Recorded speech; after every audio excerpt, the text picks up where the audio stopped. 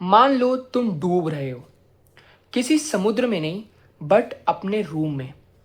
रात को 1 बज रहे हैं, तुम्हारी कॉलेज की अटेंडेंस 45% है और तुम्हें 3 दिन बाद अपने दोस्त को उधार दिए हुए पैसे लौटाने हैं।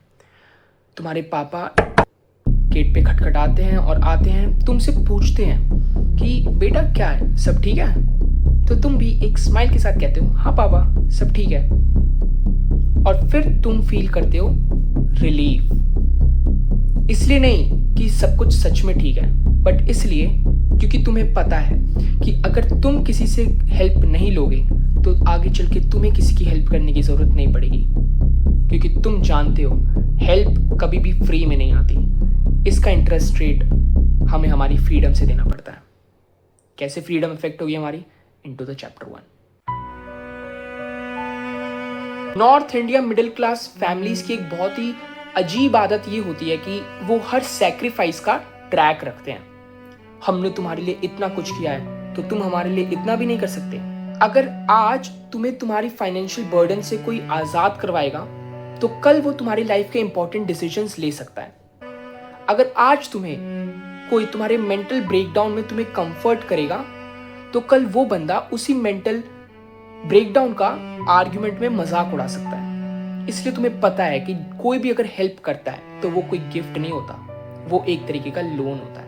मान लो कि अगर तुम्हारे क्लास वालों में से किसी बच्चे की जॉब उसके पापा के रेफरेंस के थ्रू लगी तो तुम सुपीरियर फील करोगे। तुम्हें लगेगा कि है इसके तो पापा ने जॉब लगवाई है, मैं तो जो करूंगा अपने दम पे करूंगा। तो इसलिए तुम साइन करते हो एक ऐसा toxic contract, depend on no one.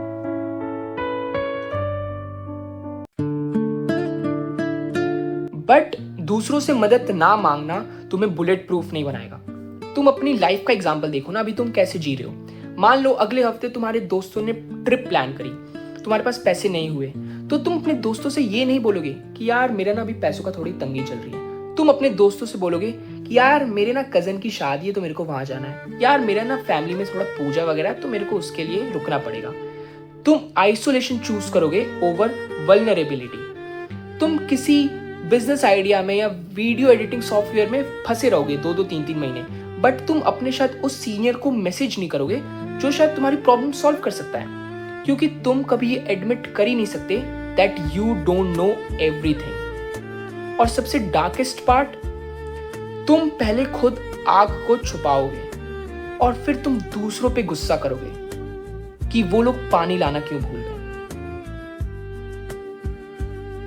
तो चलो ये प्रिटेंड करना बंद करते हैं कि पूरी तरीके से इंडिपेंडेंट होने का मतलब ये कोई सुपर पावर होती है। ये प्रिटेंड करना भी बंद कर देते हैं कि तुम स्ट्रांग होने की एक्टिंग इसलिए करते हो ताकि तुम्हारे फैमिली और फ्रेंड्स सेफ रहें। तुम स्ट्रांग होने की एक्टिंग सिर्फ इसलिए करते हो ताकि वो लोग कभी भी ये ना जान पाए कि तुम्हारी फाउंडेशन कितनी ज़्यादा फ्रेजाइल थी। तुम्हें ये लगता है कि अगर किसी आदमी ने तुम्हारा एक भी क्रैक देखा तो वो तुम्हें उसके लिए कंट्रोल करने की कोशिश करेगा, और इसलिए तुम आइसोलेशन को ज़्यादा प्रेफर करते हो rather than taking someone's help।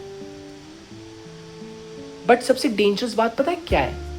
ये नहीं कि तुम फेल हो जाओगे, बट शायद तुम सक्सेसफुल हो भी जाओ, अकेले ही सही बट हो भी जाओ।